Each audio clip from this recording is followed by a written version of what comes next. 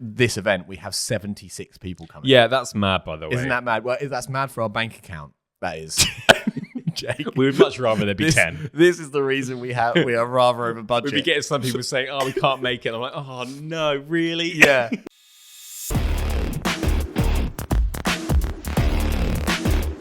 We are back. The boys are back. Boys for are back in today's town. podcast. It's been a while since we've actually both sat down together for this podcast. Obviously, last week was Henry. He's now been demoted back to the floor. Good job, Henry. Previous week, you did your sales 10 questions. And the previous week, I can't even remember. I think we were together, but we might have had a week off in between. Yeah, and obviously a lot has happened in that time. Like we said, I alluded to last week, once we have a launch, we like to just have a little bit of rest time and chill time afterwards, just to kind of sharpen our tools. And that's what we did. You went away, and I just took a week off, and it was glorious. Yeah, I was really excited to get away because after the launch at Halstead, it was really important that I got away and had some time after what felt like a million sales consults. Yeah. So me and my wife headed to New York for 5 days, which was really cool.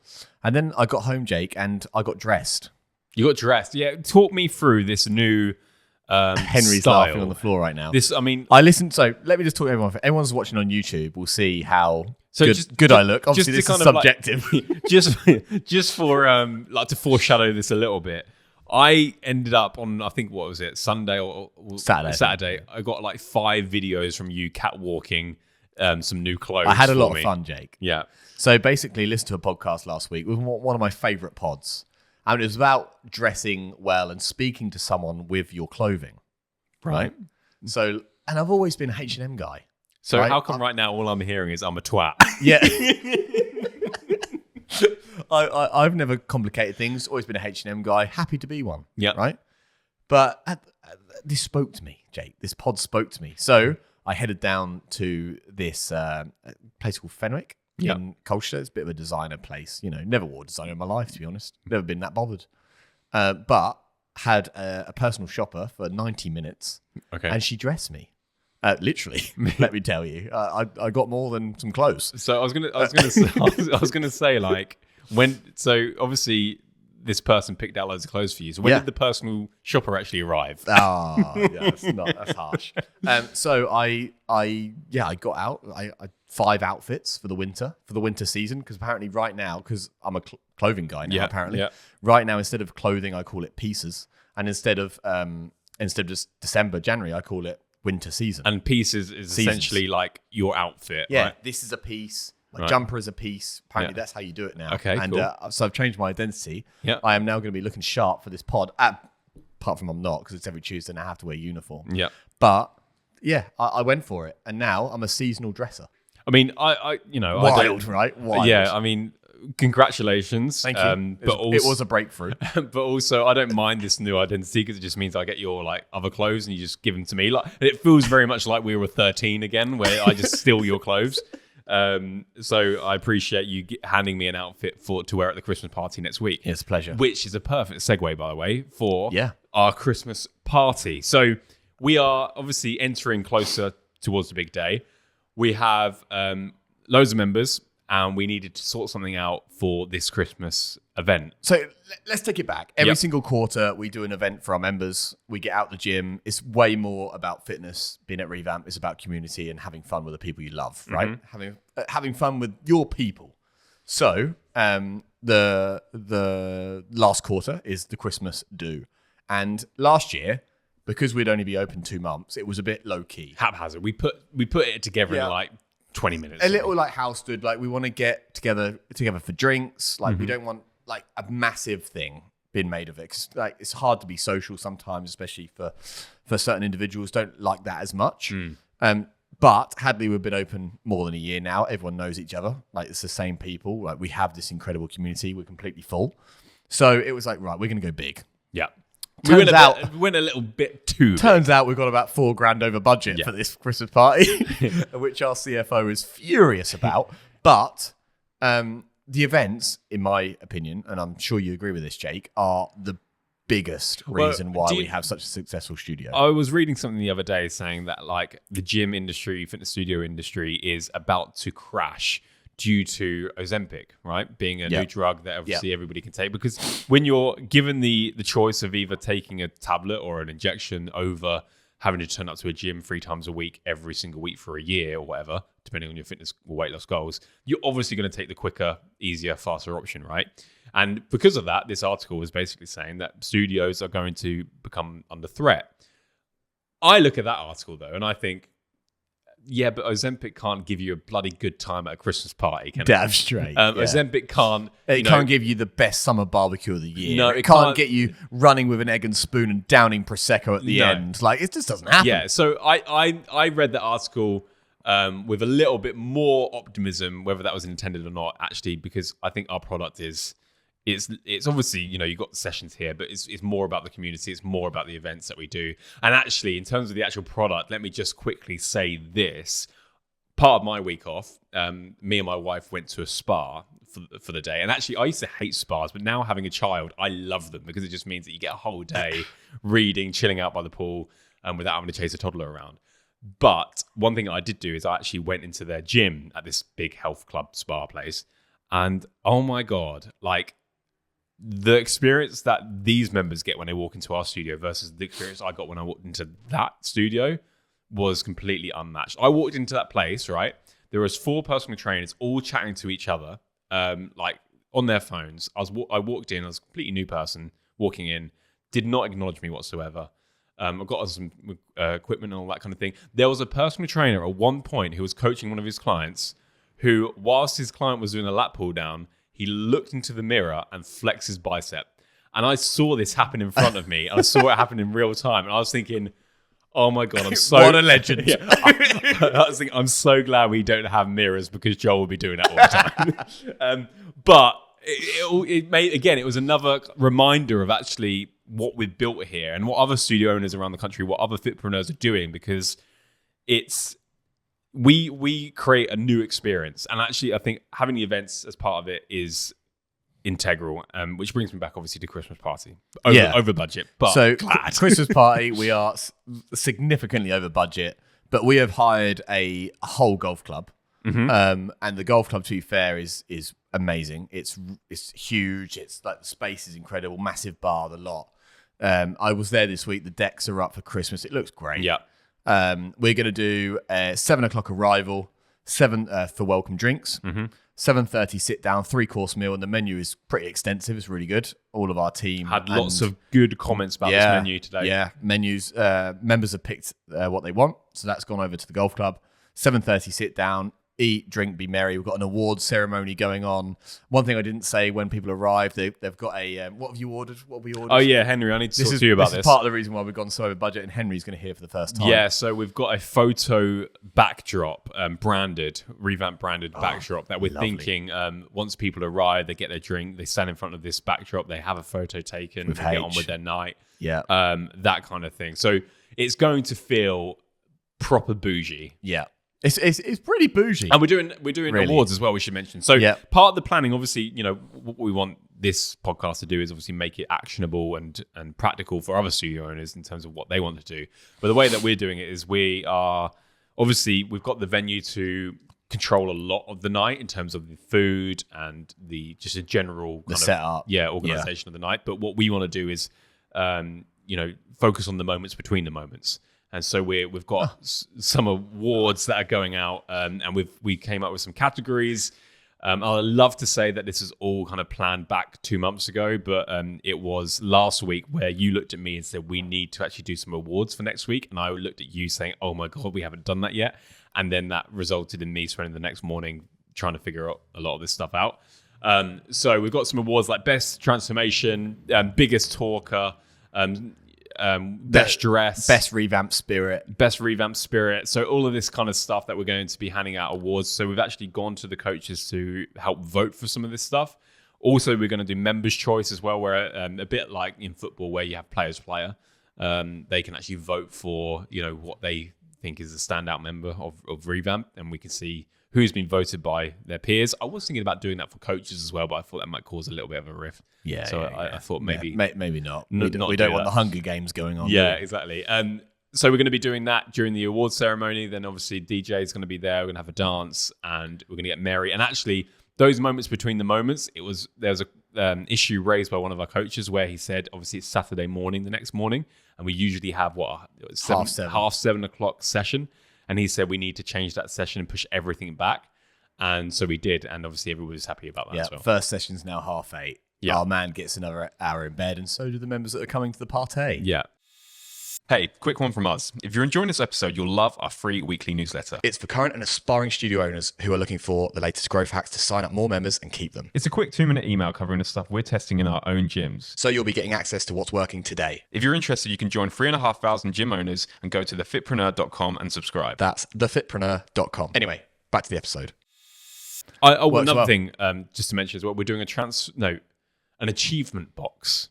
Yes, we are. Yeah. Where we've got a box where everybody can write down one achievement from the year, whether that be aesthetic or otherwise.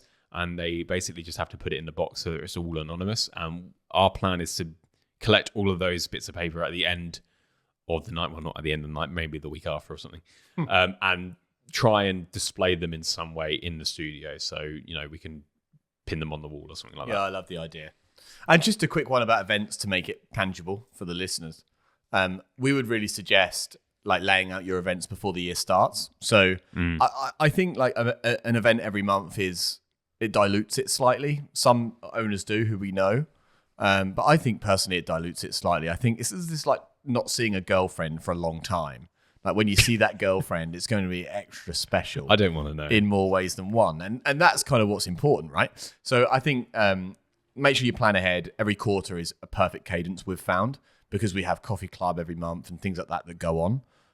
So we're going to plan ahead kind of start of the year for the whole year and make sure that we understand what the events are, what we're doing and where members need to be. And therefore you can give them ample notice because we had a complaint from a member once that we only gave a month's notice. Yeah, just because we have time doesn't mean everyone else does. Exactly. Now it's 2.5, 3 months notice for each event. And this event, we have 76 people coming. Yeah, that's mad, by the way. Isn't that mad? Well, that's mad for our bank account. That is. Jake. We would much rather there be 10. This is the reason we are rather over budget. We'd be getting some people saying, we can't make it. And I'm like, oh, no, really? Yeah. So for those who are listening, for all events, we subsidize or pay for the whole thing. So that's kind of our role. It depends on the scale of the event. This one, obviously, 3-course meal, welcome drink, DJ for the whole night. It works out as a fair whack. So we subsidize the event, thinking there'll be 40, 50 people. Yeah. Turns out we have 75 people coming, and we're going to take a little bit of a hit, but it's a hit I'm looking forward to, Jake. Yeah, me too. I mean, who doesn't like losing money? Exactly. That's what this podcast is all about. Losing money. We tell you how to lose money on your fitness studio. But yeah, so that's the Christmas party. That's happening next Friday. You will not hear from us again before that, I don't think. So obviously we'll have to... Well, you will, but we'll film it before. But anyway, you don't want to know about our filming schedule. Yeah, who cares? You want to hear about some of the other stuff that we'll be doing. Yep. Let's talk about Halstead, recommit rate, and what we bought in there. So... I mean... This was, again, full transparency on this podcast. So we filled the gym on the front end. Obviously, we got 65 all in with some people wanting spots that couldn't get spots. So that was like tick number 1. The next tick was we need some people to continue as monthly members. And here in Hadley, we had a figure to go off and it was above 50%, wasn't it? So I looked at this the other day. So for our first cohort at Hadley, we had about 54% recommit. Right. Right now at Hadley, we're at 76%. So our recommit has just increased. Yeah. The more we've gone for our journey. So now there's a 76% chance that someone's going to go from challenge to member now. So 54% was at the start though, after that first cohort. Yeah. Yeah. Right now at Halstead, we are sitting at 47%. So we're 7% off what we were at Hadley. Yeah. And we've had to bring something in for Halstead. So this is kind of important business move that we made. Obviously, it is backed by data and loads of projections that went on. So what we've done is, for those that you know our model here, we only have a equivalent to 3 session a week membership at Hadley. Always have done. The reason that is because, we think that 3 sessions is optimal. That's really going to make a dent in the goals that you have. But more importantly, we've never, ever had an issue with acquisition. We've always had, we've been able to fill the bucket very, very easily at Hadley. So why change a winning formula? It's kind of our go-to. Yeah. We like to keep things as simple as possible, as we've always said. Halstead, we decided that because of the market and loads of other aspects as well, we wanted to bring in a 2-session-a-week membership to go with the 3. So that's what we've done at Halstead. We've actually we've now got a 3 there equivalent to and a 2. And it has no direct reflection on the business revenue. Jake, have you got some numbers? Yeah, there? I was going to say, so, I mean, I'm glad we did because I think this has positively impacted that retention rate, having this product line in place. But actually, it was almost a blessing in disguise because we were thinking about doing this anyway. And then after the first day, we were like, yeah, we probably should introduce something like this just based on feedback. But like with anything, and this is definitely a lesson we've learned in the past, never just to make, impulsive decisions, especially one like this that could actually, we've always said at the beginning, price point, for example, of our 6-week challenge has been one of the biggest levers in terms of our growth that we've had since we started. And that was just a simple decision as to, what do we price this at? But if we were to price it, for example, £50 less, then that initial cash flow and that initial customer, for example, might have been completely different and the whole trajectory of our business would have changed. So like with anything like this, we want to make sure that it's thought through because most studio owners, come up with something like this and think, I'm just going to implement it. They have no idea how it'll impact. So we did a full breakdown of what this model would look like based off the data that we have here in Hadley. And what was the most interesting thing for me to see was we looked at the attendance rate in Hadley for the last year. And these are people that have only had the choice of a 3 session per week membership. So I looked at actually on average, how many sessions are they turning up to each week, even though they pay for 3? And what I found was 2.08 sessions were attended per week on average by every member. So what that showed was actually people are missing 1 session a week on average across the board, which, you calculate all those sessions up and those slots up. That's wild to me. And it gives you another... basically, it gives you another like a 10-member allocation based on that attendance. Now, what we don't want to do is obviously push that to the brim because what we also need is flexibility in terms of space available in sessions, because what I also found was there was no lack of people booking these sessions in. There's only a lack of people not turning up for these sessions. Or cancelling. Yeah. So we needed the time there on the timetable for people to book in. Otherwise, they would automatically perceive that as a problem. So, but what we ended up finding was actually with a 2-session and a 3-session mixed, with a 70% to 30% ratio of 70% on the 2-session, 30% on the 3, it actually allowed us to increase our monthly recurring revenue potential to, I think, based on that attendance rate as well. Not that we were going to push it that far, but if we were, for example, going to push it that far, I think it was about £3,992 extra per month in monthly recurring revenue with a mixed 2 and a 3-session plan. But based on full attendance, just to be conservative here, I think it still offers us about 1.2 a month extra having 2 sessions a week in there with the additional slots available. And that's because we've obviously increased price point for the 2, so it works out as £20 a session. Yeah. Instead of £18 a session, which is what I normally. Not only have you increased the price point per session, but there's also more time in the timetable. There's more slots available, which means that we can push that capacity even further. Which with somewhere like Halstead, with the higher population, something like that isn't an issue, because we've always said acquisition has never been a bottleneck of our business because we've always been able to get people in on front ends. Yeah. It's the retention, which is obviously the biggest part that we want to, increase as much as possible, and lower that churn. So as long as we can fill the bucket, keeping them and extending that capacity, shouldn't be. And if we fall anywhere close to the 76% retention rate we have at Hadley, we're going to be full in a year. Yeah, full monthly recurring revenue customers. And to that point, what we also had the conversation about was actually throughout your kind of like.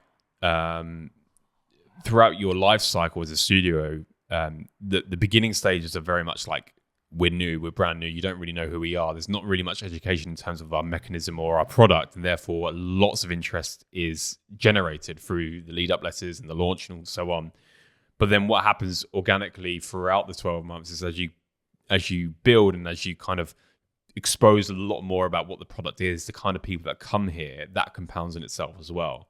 So I think one of the reasons why we've been able to increase our retention rate here is because the intent has been higher based on the level of exposure that we've been able to generate. And I think that's going to happen in Household as well, just based off our insights from what we're doing here. Yeah. No, really cool. Yeah, no, really cool. So 47% is what we're currently committing at. We obviously want to increase that, but it's a really solid start. Yeah. Anything else to add? I mean, I've got one thing. Obviously I took a week off, and what was so good about that week off, it gave me some breathing room and some time to think about a lot of the systems in the business and a lot of the kind of the operations and the processes that we have. And also it gave me an opportunity to look from the outside in terms of, seeing how you and Tom are conversing, seeing some of the issues that might crop up, for example, that I would usually in a normal scenario just dive in and quickly do, and then that. But then I was able to build up all of these ideas in terms of how I can streamline things even further. You have definitely been a little system slut, haven't you? I have been a system slut, and I'm not afraid to say it. But one of the things that I'm really proud of is at the beginning when we've always had an issue. It's one of those things, I'm sure every studio owner goes through it, where you have issues that just come up again and again and again and again. But you're thinking, I'll just sort that out when I get to it. Or that's an issue, but I'm happy just to kind of solve it every time it crops up. One of the issues that we've had here is when people book in consultations to discuss joining us, one of the things that we do as a surprise and delight when they join is give them a free t-shirt. But the problem is we have no idea how many consultations are going to get booked, but also what size that person is going to be if they say yes. So therefore, predicting stock of new t-shirts has been an issue for us. And likewise, replenishing stock once it gets low has been an issue as well in terms of lead times and all that kind of thing. Yeah, that was kind of our biggest constraint, I would say. Yeah, and it's one of those things you sign up, you're really happy, you're really optimistic, and then you say, cool, what size t-shirt are you? And they say large, and you look in the bag and it's not there, and you say, oh, well, it'll be with you soon. It's just not great, is it? So what we've done is I came up with a way where we have a QR code for every single size of t-shirts. You scan that QR code based on the t-shirt you've given out at the specific location. That brings up a pre-filled form with the location and the size, which all you need to do is hit submit. That then speaks through a spreadsheet. That then notifies us once we get below 5 of that specific size. And now I can finally breathe, because now what we have is a system whereby once any size at any location gets below 5, we get a notification. We can then contact our supplier and we can be ahead of the game in terms of getting some more delivered. Yeah, it's really cool. I showed one of our studio owners that system yesterday, and they were frothing at the mouth.